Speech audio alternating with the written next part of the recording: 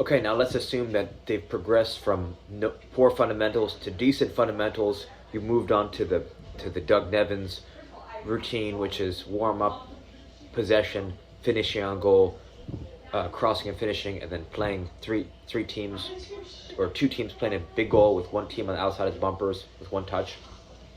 Let's say you're running that. Let's say you're running that every training session.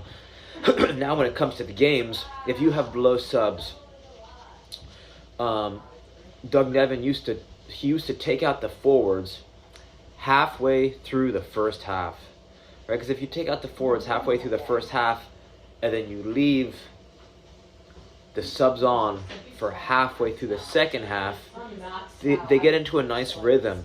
Because now, if you use that, you could use that same strategy. Let's say you have 4 subs. You could take out both the wingers and both the forwards. You take them out halfway through the first half. Then you leave all the subs on halfway into the second half. And then you replace the subs with the 4 starters. And they finish out the end of the second half strong. Right? And then once players start to anticipate this flow and all your team knows that this is the same pattern of substitutions, it makes it for you get a lot of bang for your buck out of your players for many reasons. One reason is that a lot of times coaches will say, oh, Tommy, Billy, Robbie, go warm up. And then maybe only Robbie goes in. And now Billy and Bobby or whatever, it's almost like Coach Who Cried Wolf. They're thinking they're going to go in, and maybe they don't get into the game. When you have if you have a substitution plan, a plan for your subs, you have your players now anticipate playing. Even some of the players who know that they're not the best on the team. Let's say you have too many subs. If they know that the forwards and the wingers, if they know that 4 players are going to get subbed off, now they're kind of begin to fight for those potential spots. Another reason is. I've seen coaches will literally take one player off and within the next 2 minutes will sub that same player back on. It'll be a sub that lasts not even 2 seconds. So, and this is a poor strategy because it just completely destroys the momentum of the game. I mean, unless you're trying to do it intentionally to run the clock or for some reason, but to me it just didn't make any sense at all. And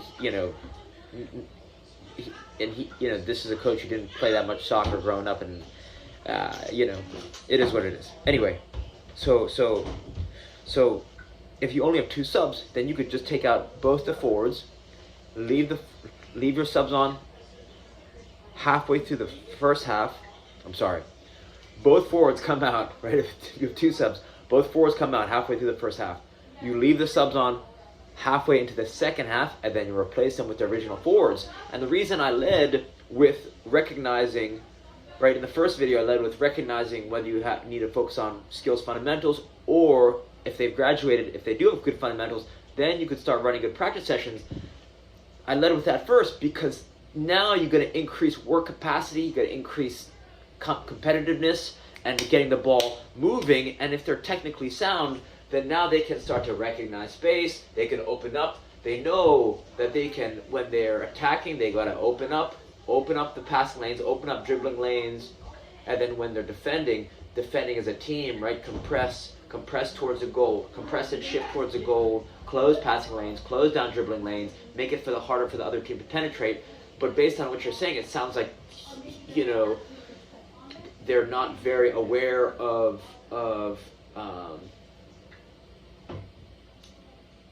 tactics, of good team tactics, or space in relation to each other, or just even playing the open man. So that's why I give you 2 suggestions, right? You could either do the Tom Turnbull skills and drills training, 1-hour training session, or Doug Nevins training routine practice session. So, right, once you can, because I think that's more important than the gameplay, especially at their U10 or whatever. You got to elevate their training, because if you can make that challenging, fun and challenging, bring a lot of energy to them, very encouraging. If you can make that super fun, super competitive, and kind of like have a hard quality session, then I think they're going to naturally excel when they come to teams who maybe aren't training at a high level like that. But that's just my thoughts. So thank you if you made it this far into my rant, and reach out with any questions. All right, thank you.